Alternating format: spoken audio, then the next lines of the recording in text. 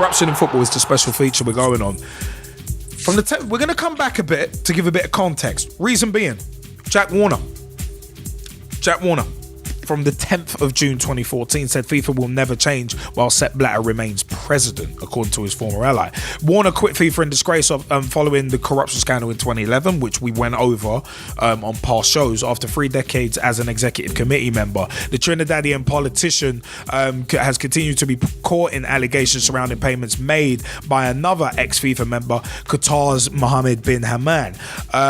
Blatter is expected to announce at the time that he will stand for a fifth term as president.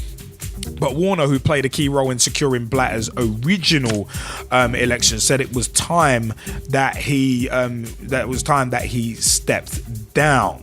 Now, adding a bit more to that, Warner at the time said if Blatter had one modicum of decency, he wouldn't even be at FIFA still. Pot kettle black in that regard, but we'll get back onto that in a sec. I've been with FIFA for 30 years. I am still the longest serving elected officer of FIFA, and under Mr. Blatter, I am saying to you that under Mr. Blatter, FIFA will never change. Now, well, FIFA bosses secretly doubled their salaries in the latest report. Leaked documents revealed that FIFA bosses secretly doubled their salaries to $200,000, £118,000 earlier in the year, according to the latest report in the Sunday Times. This was back on the 22nd of June 2014. The new allegations of bumper pay rises bumper pay rises in secret comes despite football's under fire governing body facing some of the most serious corruption claims in its history, this being the most recent in a series of condemning reports. It is also alleged that the controversial president Sepp Blatter awarded members a total of $4.4 million, £2.59 million pounds in bonuses from the cash organisation. The organisation raked in at the 2010 World Cup in South Africa. Now, the Sunday Times reported that the windfall revealed was in addition to expenses of up to $100,000, £58,800, plus free business class flights and 5-star hotels that executive committee exco members can claim. Now moving on to that, the FA not to bid for the 2019 tournament in England. There will be, this from the 23rd of June 2014. There will be no bid to stage the 2019 Women's World Cup in England, the Football Association announced at the time. It is understood their decision was prompted by a belief that France were strong favourites to win the bid. The FA confirmed that it will not be progressing its initial interest in hosting either the FIFA Women's Cup or the Under 20 Women's Cup in 2018. Expressions of interest were lodged to gain a wider understanding of the bidding process, the benefits associated with the tournaments, and the wider competition to host the tournaments. Having assessed all of these factors, the FA will not be furthering its interest in these competitions at this time. So it's one of them was so the FA was committed to growing women's football and continues to invest in the game domestically, both at elite and grassroots level. England lost out to Russia in the race to host the Men's World Cup in 2018, with Qatar chosen by FIFA to host the tournament in 2022. Hold that in mind, so you can see what's influencing the FA. In terms of not wanting to bid for the Women's World Cup. This is the knock-on effect that the corruption allegations have had. Now, fast forward a few months to the 13th of November 2014. The English Football Association has been accused of flouting bidding rules in its attempt to stage the 2018 World Cup, but 2022 host Qatar have been cleared of corruption allegations. A FIFA report says the FA behaved improperly when trying to win the backing of a key voter. Qatar faced a number of claims surrounding its bid, but the Gulf state is now in the clear. In effect, FIFA's long-awaited report ends talk of a revote. In a statement, football's world governing body welcomed the fact that a degree of closure has been reached. Again, keep that one in mind. Britain's FIFA Vice President Jim Boyce said, I feel it is now very important that people should concentrate solely on the wonderful occasion that the World Cup provides to many millions of people who enjoy our game. However, the FA, the English FA, balked at the criticism leveled at it, insisting it had conducted a transparent bid. A statement read, we do not accept any criticism regarding the integrity of England's bid or any of the individuals involved. The news that the FA has been criticised is a surprise, given that it's repeatedly called for transparency in the voting process and accused FIFA of not doing enough to stamp out corruption. The FA is accused of trying to curry favour with former FIFA Vice President Jack Warner, who quit his role in 2011 amid bribery allegations. allegations, as we mentioned. Individuals involved in England's bid could now face action following the conclusion of the 2-year inquiry, which was led by American lawyer Michael Garcia. FIFA's report, which looks at the conduct of other bidding nations for the 2018 and 2022 World Cups makes a number of damaging points about the conduct of England officials. In particular, it says England's bid team tried to win the support of Warner, who was from Trinidad and Tobago, by trying to help a person of interest to him, in inverted commas, to find a part-time job in the United Kingdom, letting Trinidad and Tobago under-20 squad hold a training camp in the UK in the summer of 2009, sponsoring a gala dinner for the Caribbean Football Union at a cost of $55,000, around about £35,000. In the 42-page report, Hans Joachim Eckert, FIFA's independent ethics adjudicator, writes that England's bid team showed a willingness time and again to meet Warner's expectations. By doing so, it damaged the image of FIFA and the bidding process, in inverted commas. FIFA's inquiry looked at the conduct of all the 9 bidding teams. It was initiated after a number of corruption allegations were made once voting had taken place in 2010. Russia won the right to host the 2018 World Cup, and Qatar won the right to host 2022. But it's one of them ones.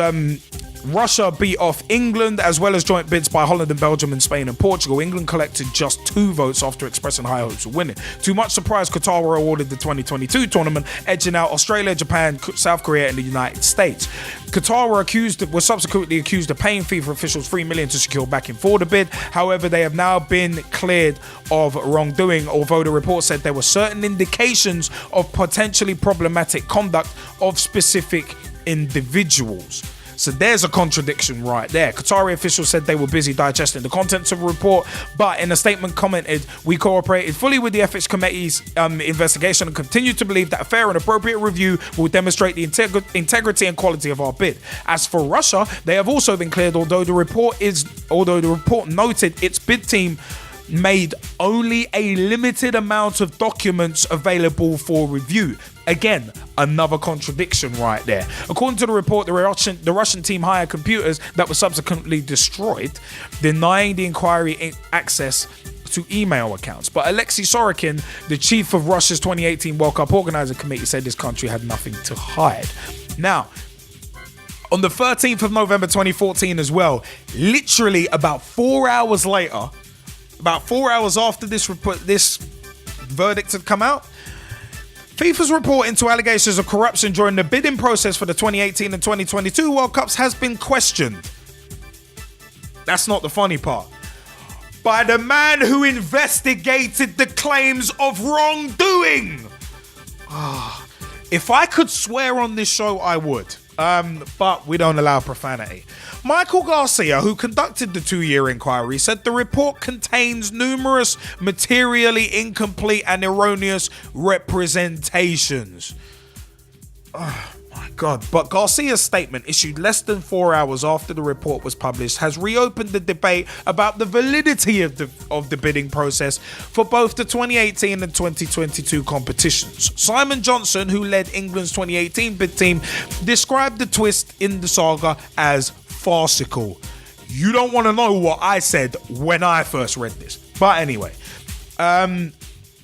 but basically he added, Simon Johnson added, before that statement by Mr. Garcia, I was saying that it's very difficult to have confidence in the conclusions of Mr. Eckert's report, and that it looked like a politically motivated whitewash. Now that I have seen Mr. Garcia's statement, I am absolutely convinced that the report is a politically motivated whitewash. Now, instead of bringing closure, they've done the complete opposite. Ex-FA chief David Bernstein has said that UEFA should consider a boycott of the next World Cup unless FIFA agrees to proper reform. Bernstein was appointed FA chairman in January 2011 after England's bid to host the 2018 tournament ended in failure. He was quoted as saying, "England on its own cannot influence this. One country can't do it. If we tried something like that, we'd be laughed at. I think England within UEFA undoubtedly have the power to influence FIFA, but to do so, they would have to consider withdrawing from the World Cup, the next World Cup, unless proper reform, including Mr. Blatter not standing for a 5th term as president president is carried out at FIFA. If I was at the FA now, I would do everything I could to encourage other nations within UEFA, and there are some who would definitely be on side. Others may not be to take this line.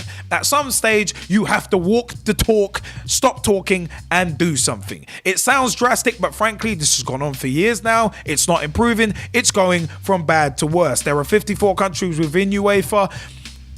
There's Germany, Spain, Italy, France, and Holland, all powerful. You can't hold a serious World Cup without them. They have the power to influence if they have the will. I think it would be supported by responsible people in this country and actually by the public, although because although the public of course want to see England play in the World Cup, I'm sure they will be prepared to take a degree of sacrifice to see that happen.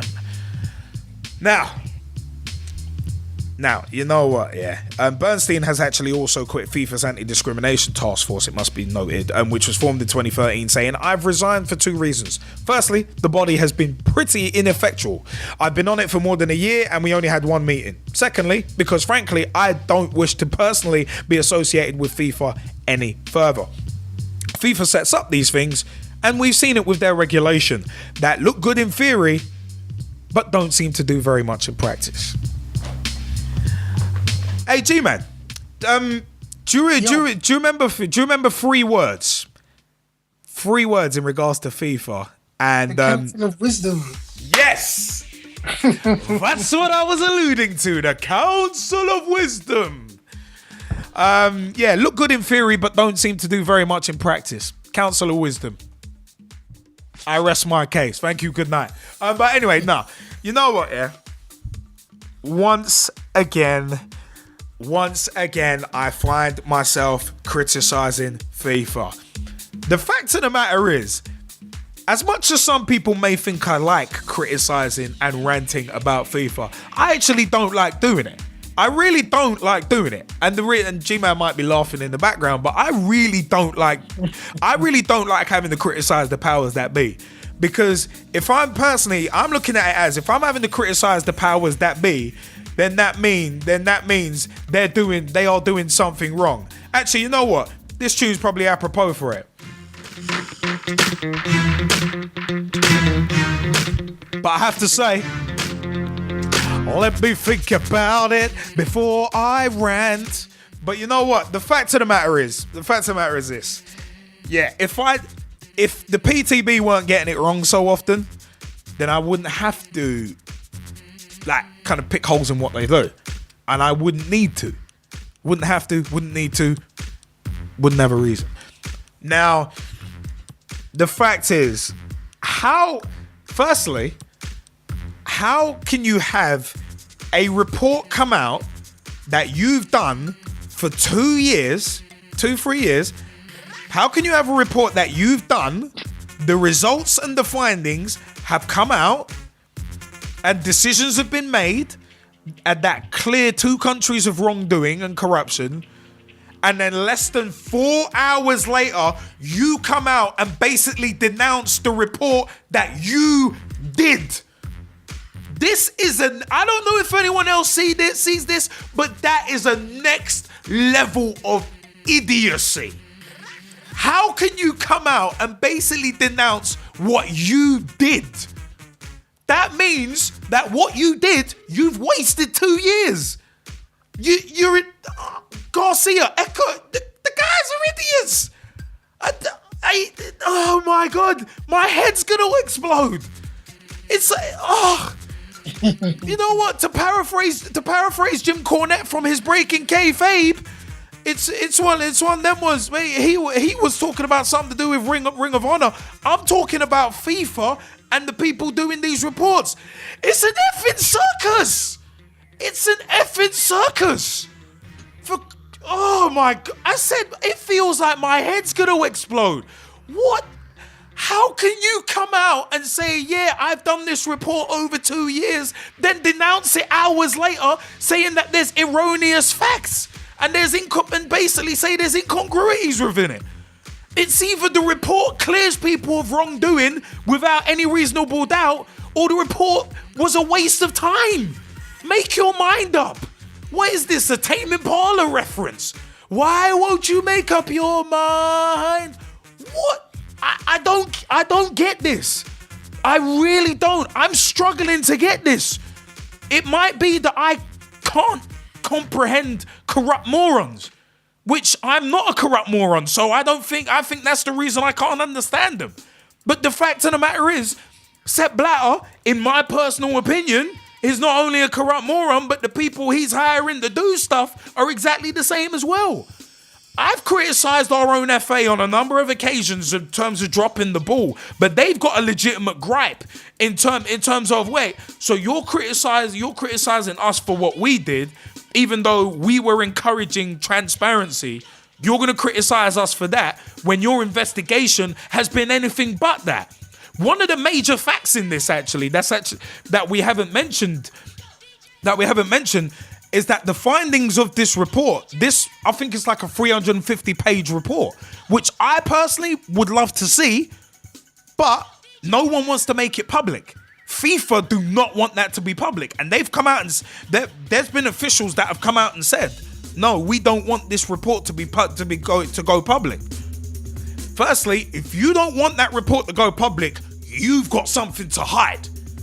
You have legitimately got something to hide. So what I will say, in terms of this report, in terms of Eka, in terms of Garcia, all I have to say, this is my feeling on the whole thing. I don't know what the hell's going on here. Wait a minute. But I don't like it. I don't like it at all. That's part of my feeling. The other part of my feeling is this. Hey, he stuck his leg. He stuck his leg. Hey, he stuck his leg. He stuck his leg. And also, it's one of them ones. Sepp Blatter standing for a fifth term. You lied to the public. You lied to the footballing world.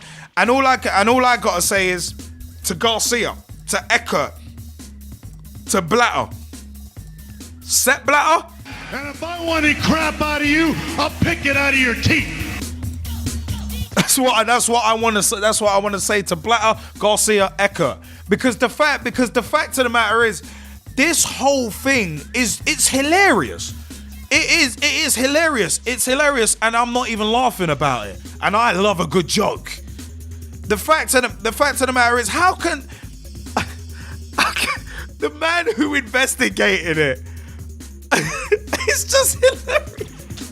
Numerous materially incomplete and erroneous representations, which essentially means that there's more holes in the report than an Afghan rug, that is. And it's one of them. Was Simon Johnson described the twist in the saga as farcical. He's spot on. Simon Johnson is spot on. And the fact of the matter is, I love the fact that Jim Boyce come out and said, yeah, people should concentrate solely on the wonderful occasion that the World Cup provides. No, we can't do that because the report has offered no closure. There is no closure. If anything, you've actually opened up more of a can of worms than you really wanted to. You've tried to close the book, but yet you've just written yet more chapters in the book, which means the book has to be opened up again and things have to be re-examined. Now, again, it's one of them. There were a couple of things in particular that I actually really wanted to kind of pick out.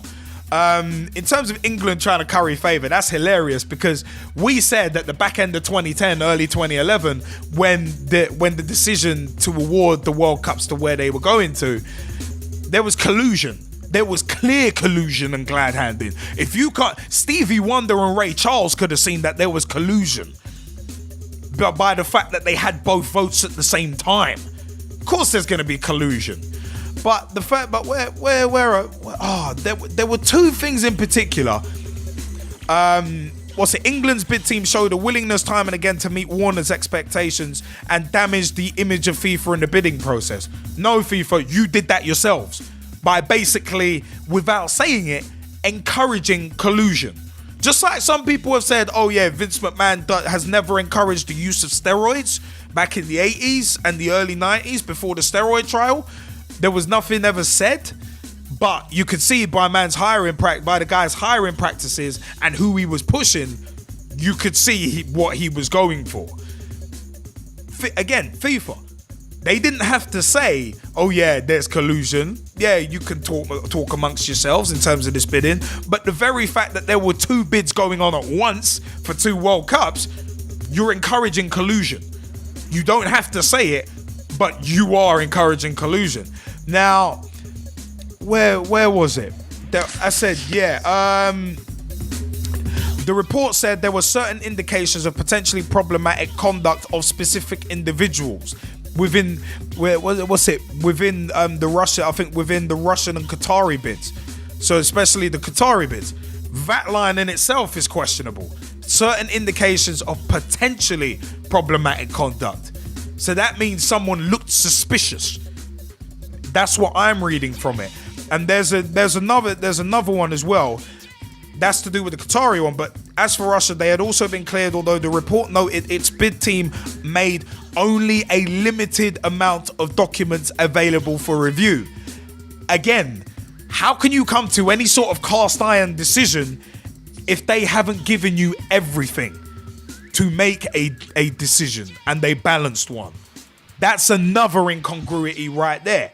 And also, the Russian team hired computers that were subsequently destroyed, denying the inquiry access to email accounts.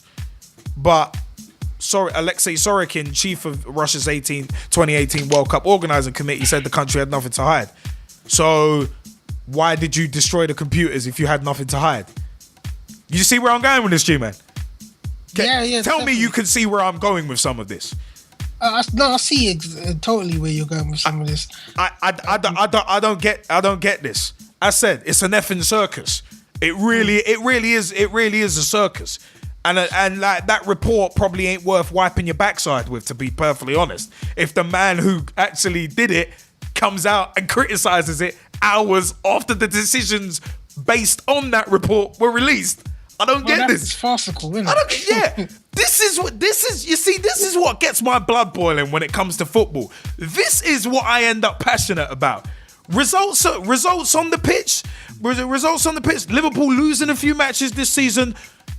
I put that on the back burner.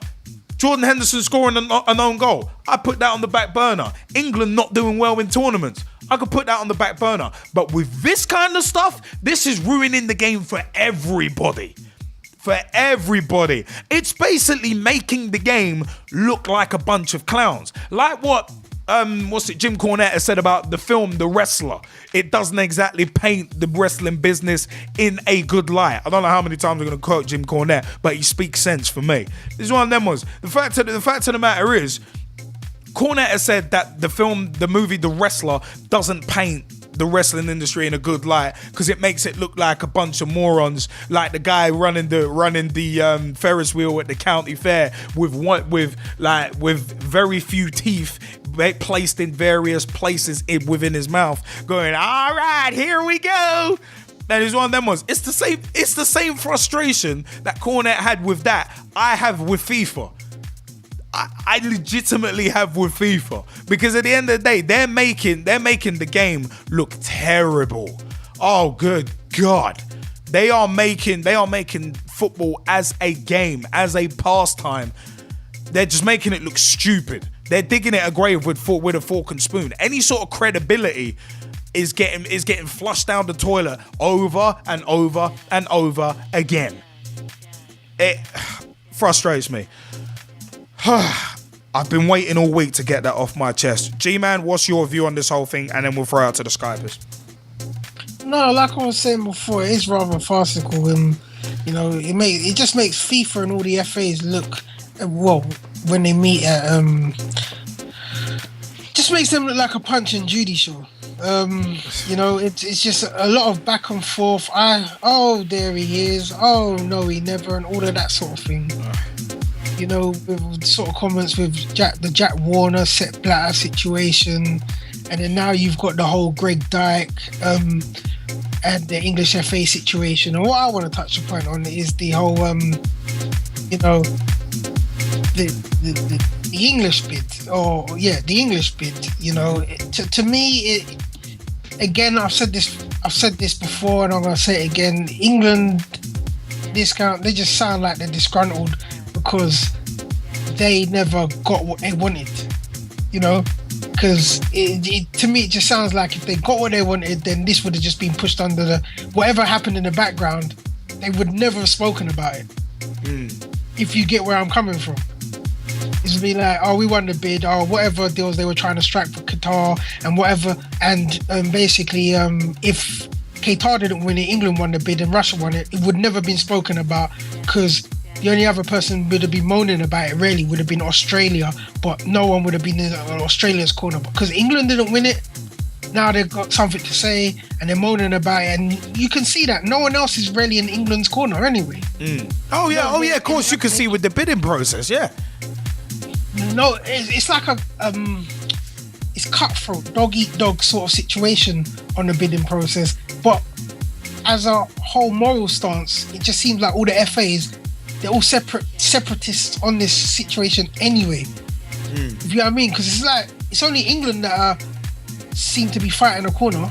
No one else is saying anything. Do you get where I'm coming from? Yeah, I mean, Australia threatened legal action recently over Qatar winning it. And also the potential of it being moved, which is still not confirmed yet. It just seems funny to me that if you know what I mean, like if there is something, we all know there's something wrong with FIFA. Yeah, of course. We've all seen certain decisions that have happened in certain departments of the game and with certain issues in the game, but no, there's like what I can't remember who said that if the big nations came together, then they could actually, you know, take a real stance, but it's not happening, and the fact that it's not happening is very worrying. And if it was to happen, are they all going to be moving in the same direction? Are they all going to be moving for the same cause? Yeah. Or are they all going to be moving, you know, to do something like for instance, walk out on a World Cup? Are they all going to do it on their own individual understandings? And when it gets to the end, it's going to be like a nation that had taken down their government, and then as soon as the government's gone, there's a load of infighting and backbiting. Do you get what I'm saying? Yeah, I mean, as you said, football is very much dog eat dog, and these guys on like federations within UEFA can't even decide who's going to get coffee, let alone let's stage a mass walkout. I think you'd end up getting someone like England walking out and no one following. Yeah, which is what Bernstein is saying. Like, no, we can't do this on our own. If you want change, if you want reform, it has to be a united front. Well, it's one of those ones with Morocco, just taking it to the African nations. Yeah, Morocco didn't want to hold it. They suggested, why don't we just postpone it? Nah, don't worry. You don't want it, we're going to give it to somewhere else. Everyone else just gets on with it. Yeah, and you're kicked out. Yeah. I mean, it's one of them ones where the whole thing, the word farcical, the word farcical was there. I don't know, man. I mean, the whole thing is just absolutely baffling to me. It really is just utterly baffling to me. I don't get it. It's just disappointing. I said it is so disappointing.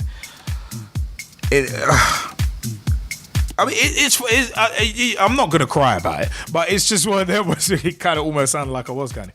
But it's frustrating. It is legitimately frustrating that this can go on, but without a united front, there's not going to be any change. And I want this report to be public. I don't care if it's 350 pages. I'll read it. I'll take 6 months. Even if it takes me 6 months, I'll read it. It's one of them was the Evra Suarez report. I still don't know anyone I legitimately still don't know anyone that Suarez Evra report who actually read any of it. I legitimately have not met anyone else who read the first page, let alone 70 plus like I did. I don't know anyone else. But this FIFA report, This 350-page report, I'd love to read it. I'll take notes. I'll be back on a PT show saying, right, this is what I found. This is the summation that I came to. I'd love to read it. 350 pages or not, I'll just take it as a challenge. It's a book. Like Tales from the Secret Footballer. Finished reading that recently. And it's, as I said, stuff ain't gonna change. That's the worst thing. With the current guys in power, it ain't gonna change. And the worst thing is, you got people lying. You got Blatter blatantly lying. At one point, he said, "Yeah, I'm not gonna go for a 5th term," and then he comes out, "Yeah, I'm going for a 5th term." What? I feel like Steve Austin in 2001. What? So I don't know, man. I really don't know. I mean, G-Man, have we got anything on the socials? Because I think I need to calm down a bit. No, we haven't. Not as of yet. Cool. I mean, it's one of them ones, man. I mean, this, as I said, this whole thing, it's a joke. It's a joke, and not even a funny one either. Jamie Bailey, you want to jump in quickly before we move on? Yeah, I don't know anybody that really. I don't know if you can hear me. Yeah. Yeah, we can hear you loud and clear, man. Go on, man. In terms of this whole thing, it's been a farce since England even put a bid together. Because I'm pretty sure, if everybody remembers the reason why they weren't even in the World Cup for about 20 years, that is pretty much where it's come down to again. They're not going to, if they don't have to be in the World Cup again just to prove a point, then so be it. But as far as I'm seeing it, this whole FIFA thing is just completely stupid, and really and truly, if England are really going to get a chance just to host a tournament again, then Sepp Blatter definitely needs to step down. He's probably going to go for that 5th term, and Greg Dyke is going to come up with a new plan of how he can mastermind a way just to get England doing something right. I don't know. I just don't understand this whole report. It's become more about the report than it has about the World Cups itself.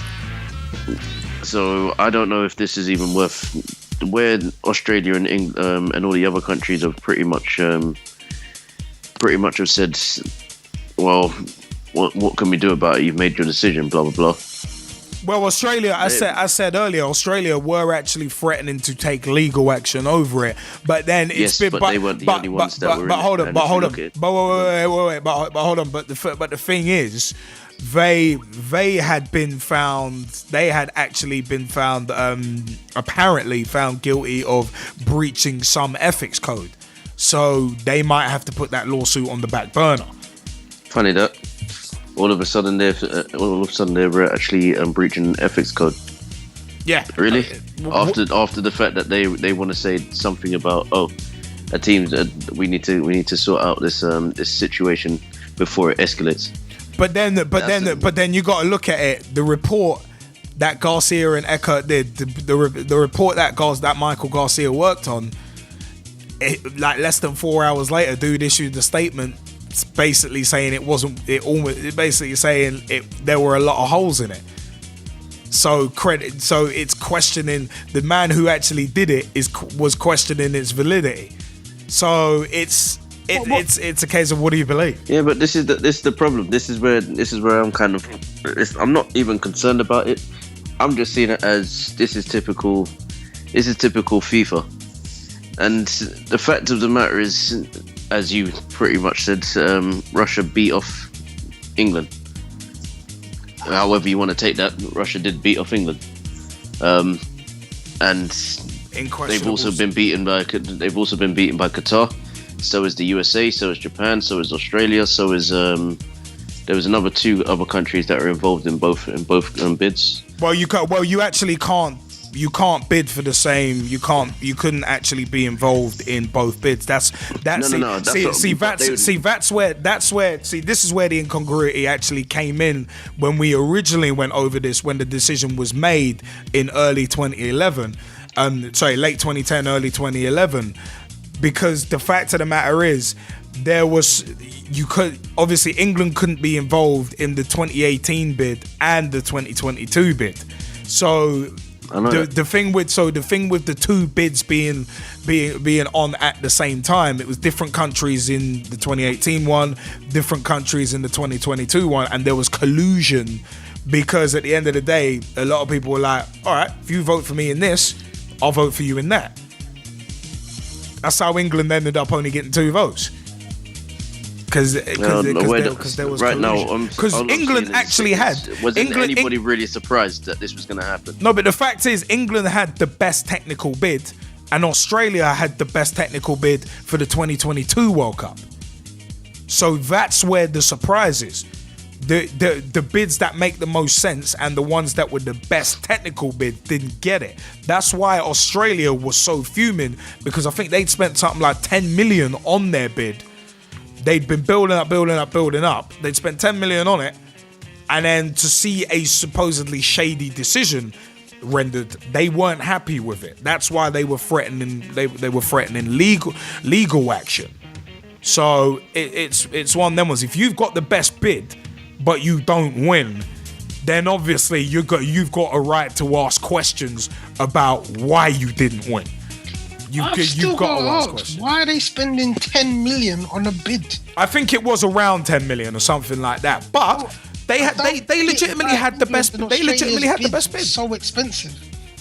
But the thing is, you got to look at who they got behind them. I mean, the English bid had Beckham, Prince William, among others behind it. They had big names behind it. All Englishmen. And Australia did the same thing. Australia did the same thing. They got big names over there behind their bid, and they thought, yeah, they're gonna win it. England thought they were gonna win it too.